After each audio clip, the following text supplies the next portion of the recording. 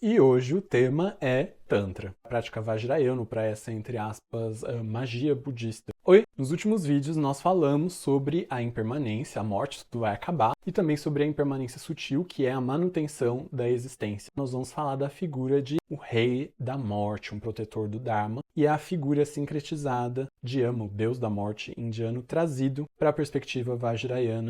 Hello, iluminadas e iluminados, sejam bem-vindos. Quem é o Senhor da Morte, o Deus da Morte? E ele tem muitas formas, muitas cores, muitos aspectos diferentes. Um dos mais famosos, quando a gente olha no Bhavana Chakra, que é a roda da existência, né? Sipekorlu é a roda do samsara, ou a representação budista dos reinos e das possibilidades de vida, a gente vai ver que tem ali um monstrengo por detrás da roda, né? São 6 reinos, tem os infernos, os espíritos animais, os humanos, os semideuses e os deuses. Tá ali a roda do samsara, o mapa, planta do samsara, e a gente olha quem tá por cima segurando, agarrando ali, é o deus da morte, ou seja, que a roda gira, mas ela tá ali super presinha e abocanhada por Yama. Eu nunca fiz jiu-jitsu, mas eu suponho que quando você pega assim, né, ele pegou e deu um sotogara, ele deu ali um golpe irreversível. Pegou, prendeu o samsara pelas pernas, pelos braços e ainda cravou assim o dente no pescoço, né? No jiu-jitsu falaria, sei lá, tá dominado, tá subjugado. A morte, né, personificada, agarrou o samsara ali e fez de gato-sapato. Sim, porque tudo morre, tudo acaba, enfim, a gente já viu isso no vídeo anterior.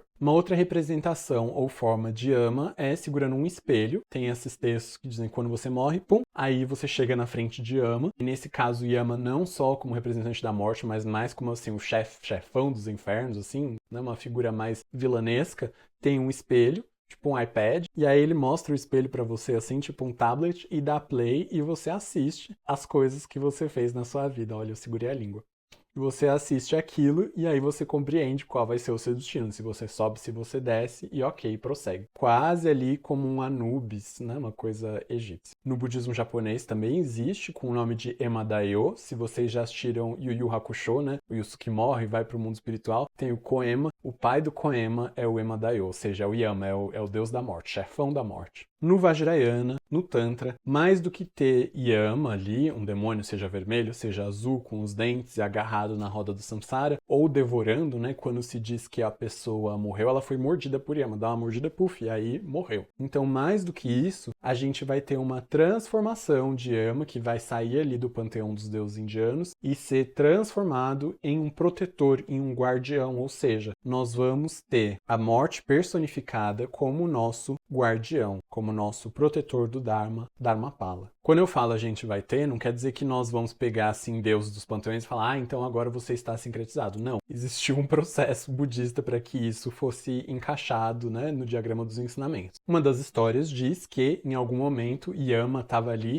descontrolado, devorando a vida dos seres e rezaram para os Budas e Manjushri subjugou, ou seja, usou os poderes e forçou Yama, meio que golpeou Yama, e aí ele ressurge transformado. E transformado, né, se vocês olharem, às vezes tem um dorjezinho, um Vajra na cabeça. O que é esse Vajra na cabeça? Pega um Vajra e puf, enfia na cabeça, assim, né, perfura, e aí aquele ser fica dominado, fica controlado, né, sob os juramentos, sob o controle. Então, se vocês assistirem Jornada pro Oeste, né, o Wukong, ele tem, assim, uma coisa na cabeça, quando o monge, ele se descontrola, o monge reza, e a cabeça dele começa a doer, e se o monge rezar mais, a cabeça explode. Então, assim, esse é o processo de subjugação budista, uma das possibilidades. Então, o que acontece? Você pegou o deus da morte, subjugou ele, mas ao mesmo tempo que ele é colocado em um compromisso que é inquebrável, né, que ele não tem nem que ele queira como quebrar, tem um outro significado, um significado de transformação. Transformação dele como um ser, né, como um ser que participa das dinâmicas do mundo, e transformação no sentido da integração do ensinamento no caminho budista. E qual é o nome desse ser? No budismo nós falamos não só Yama,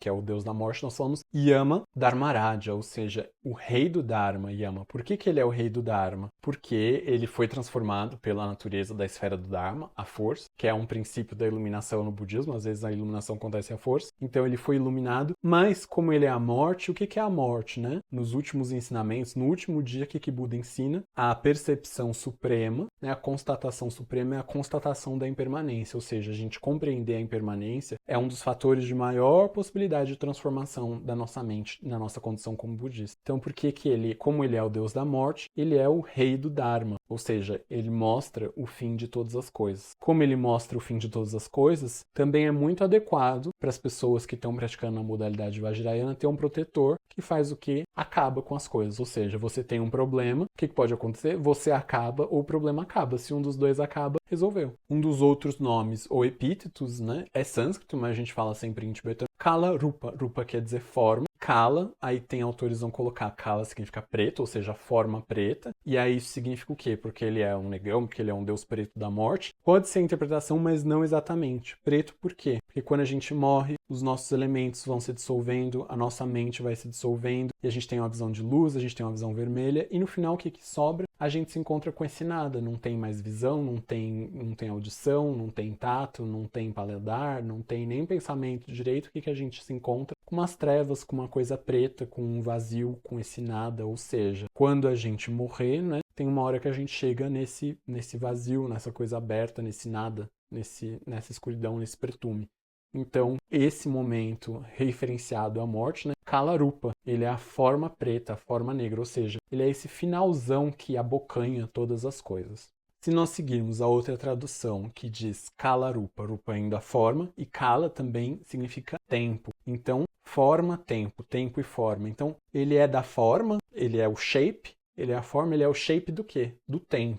Como assim do tempo? Do tempo é a morte, porque tudo lembra que é impermanência sutil, que tudo está morrendo, tudo está acabando. Então ele é a personificação do tempo. Kala Rupa, a forma da morte. Kala Rupa, ou Yamadharmaraja, né, chamado de rei do Dharma, e ele tem ali uma coroinha com crânios humanos, né, uma forma horripilante, mas é, na verdade, um protetor universal do Dharma, e é considerado uma manifestação de Manjushri, ou seja, também tem relação com o desenvolvimento da sabedoria, e através dessa prática, através desse ensinamento, a sabedoria o quê? De compreender a natureza da finitude, não só a finitude de morrer, mas a finitude que permeia a manifestação de todos os fenômenos. E algumas pessoas já me perguntaram, por que tem esses Budas com uma estética irada, que às vezes está segurando, né? É um porrete de crânio, é um laço, é uma espada, é uma coisa assim mais sanguinolenta, mais hardcore, assim. Por quê? Porque a gente tem os obstáculos, a gente tem os espíritos, a gente tem Deus, a gente tem opositores, a gente tem os nossos conflitos externos e internos, e de verdade são manifestações de Buda que têm que ser minimamente mais fortes e mais horripilantes e mais assustadoras do que os obstáculos e os problemas e as coisas mandadas.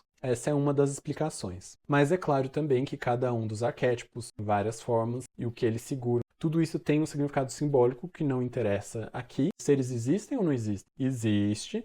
As pessoas que têm iniciação podem se conectar de uma certa maneira e buscar proximidade com essa figura. É uma figura removedora de obstáculos, porque se ele é o Senhor da Morte, ele controla de uma certa forma a duração do tempo de vida, né? No ensinamento budista, a morte é vista como um grande obstáculo na maioria das vezes, porque se você estava aprendendo A, B, C, D, E e morreu, você vai ter que voltar, não vai ter F, G, você vai ter que voltar, aprender a usar fralda, aprender a comer, aprender a andar, falar, e aí você começa A, B, C, D, E, F, G, H, I, ups, morreu. Volta, A, B, C, D, E. E nisso as condições vão mudando, vão piorando. Então a morte no Vajrayana é considerado um dos maiores problemas. Morrer é extremamente problemático. E por isso também, de uma certa forma, fazer amizade com a morte, seja num ponto de vista sútrico, né, dos sutras, sútrico, a gente se conciliar com a figura e fazer uma amizade com o conceito da impermanência, ou seja, fazer amizade com a morte num ponto de vista tântrico, de realizar práticas em que a longevidade, através da concentração, dos mantras, dos retiros e dessas práticas mais mágicas ou esotéricas, seja alargada, aumenta a nossa chance de quê? Desenvolver a nossa sabedoria e completar nosso processo. Por isso também que ele é considerado uma manifestação de Manjushri. Como ele é o rei do Dharma, qual é o Dharma supremo? A concepção da natureza, da finitude das coisas. Como ele é o deus da morte, ele não teme nada, ele acaba com qualquer coisa, e tem outros significados diretos e simbólicos que não preciso falar aqui, mas eu quis trazer para a gente fazer uma comparação e ver como o Dharma é o mesmo, mas como ele tem assim facetas diferentes nos tópicos do Sutra e como ele é praticado da mesma forma, mas com uma roupagem bastante diferente no Tantra. Apesar de eu ter falado um pouco de simbologia no vídeo de hoje, é bom lembrar que a gente não pode sair dando atribuições e ressignificações para as coisas que a gente vê, né? Geralmente, quando eu faço o tour do templo, eu falo assim,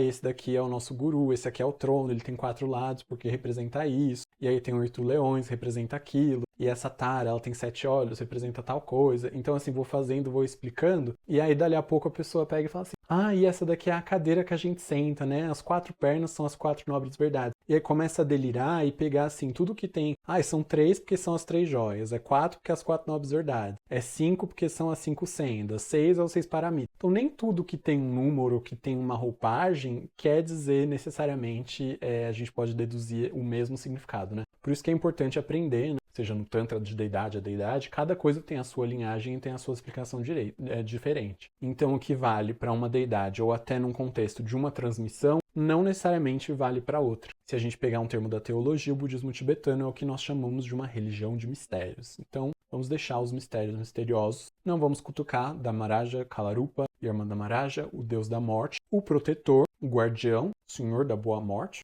Espero que dos obstáculos, né? A gente vai ficando para pisar nas inimigas. Não, brincadeira. Mas é importante ter uma boa motivação, e essa é uma energia com a qual nós não mexemos necessariamente, exceto num contexto correto, orientado pelo guru. Podemos falar mais de tópicos assim, se vocês tiverem interesse. Muito obrigado, se inscrevam, curtam, compartilhem. Boa vida, não morram.